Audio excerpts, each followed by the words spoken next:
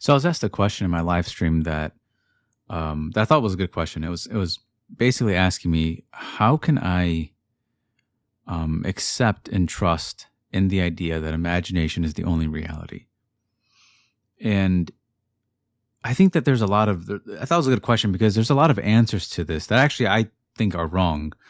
But I can just give you my answer. But, one of the answers, I think that we naturally think that if we study more, we'll accept it more. Or if we read more, we'll accept it more.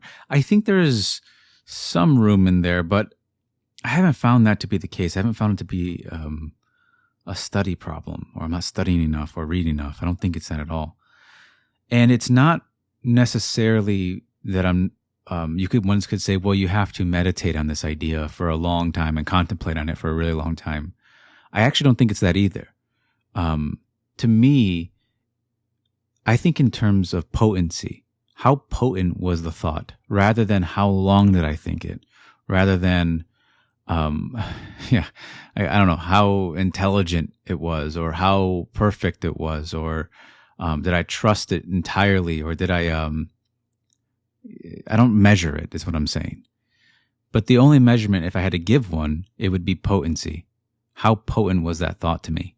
And here's what I mean by potency. So the way I would answer the question as to how can I trust my imagination more? When you read Neville, especially during the army story, he gives you, or I should say he's very clear on what he's trying to he's telling you exactly what he's doing. I think he's very clear. He says, this is how I do it. When I close my eyes, this world is shut out. I am blind to the outer world. And then I feel myself into the state of my desire. With my inner eye, I see it all around me. I sense its solidity. And when the 5 senses are awakened, I have the feeling of relief, knowing it is accomplished. But if you can just treat that like it's a moment, it's a small moment where the imagination feels potent in what you're doing inside. It feels like you're actually experiencing what you're imagining for this moment. You let go and shut out the world. You let go of your body. You let go of all of your doubts and denials, and you let go as if there is no outer world. And you imagine in this moment, you feel the reality of what you're imagining, just in this small little moment.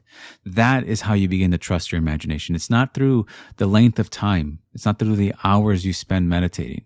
In my opinion, it's not through the hours of reading Neville's books or studying it. Well, obviously those things are important to a degree. And I think in terms of potency, Neville would also word it like clarity of form.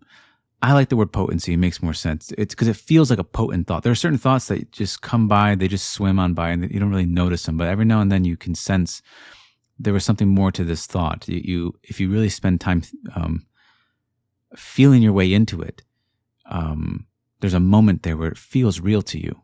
And if you could just touch it and become more accustomed to touching dreams inside. But again, the first way to do that would be to let go of the external world. You want to let it go as if it's not even there. And all there is you and your imagination. And so the question again was, how can I start trusting and accepting that my imagination is the only reality?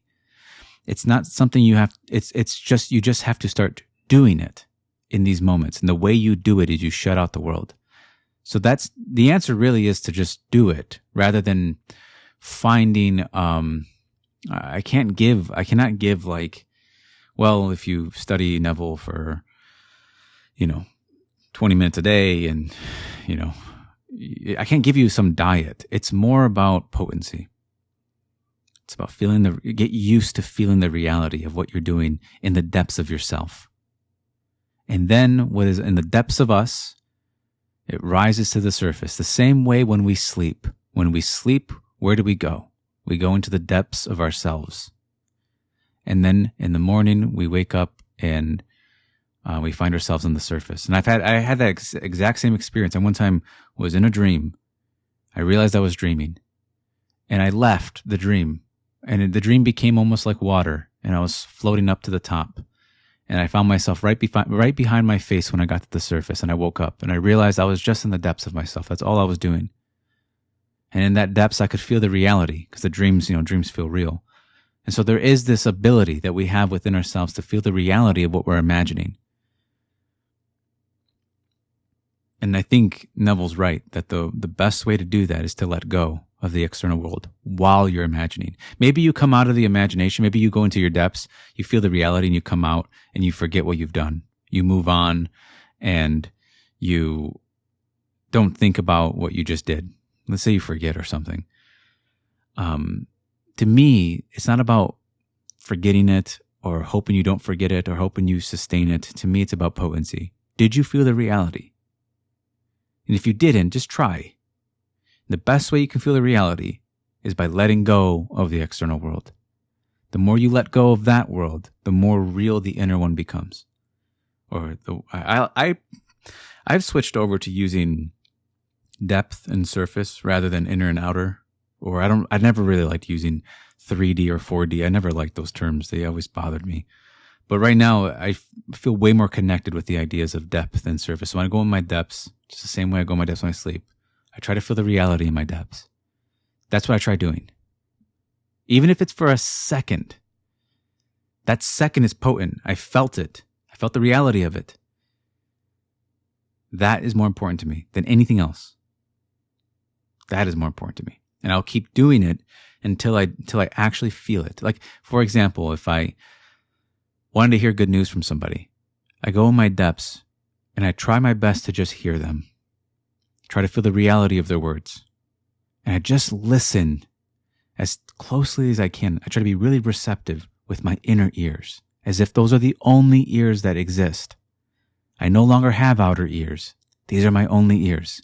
And these ears only listen to what is being said in the present. It's not about the things I heard in the past. It's not about what I'm going to hear in the future. Not in imagination. It's what I'm hearing. It's what I'm hearing is what matters. You take that with you and you go about your day.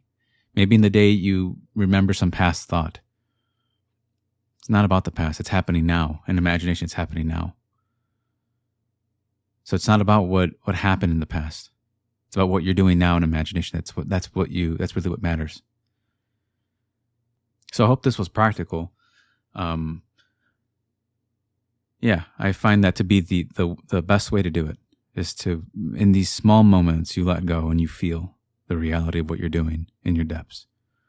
You have to keep repeating this because you can be very caught up in thinking that it's, well, if you do a bunch of, this, that, and the other, or you give yourself some type of diet, while it can be good, I found that it's those moments of potency is where you really start to believe in what you're doing in the depths. When you're really convinced, I should say, you really start to convince yourself of what you're imagining, because you can clearly doubt it. But how do you build trust in it? To me, it's about letting go of the world and experiencing what you're doing on the inside as if it's real. You just practice feeling the reality, even for a sliver, just for a moment, you do it. But okay. Yeah, that's all. I just wanted to answer that. I thought it was a good question. And, yeah, I just wanted to share it here. Yeah, I do live streams, right? I do Q&As. I go a little bit deeper as well. I speak about really, we answer any kind of questions. Especially if I feel like I have experience I want to answer. And I have experience in this one. This is where I really feel that's when I really started to be convinced of my imagination, was when I noticed it wasn't my time. It wasn't the length of time. It was the potency in thought. But yeah, I do one-on-ones as well. I have my books out. Just go to the description. Everything's there. And yeah, that's all I have for this one. So you guys take care.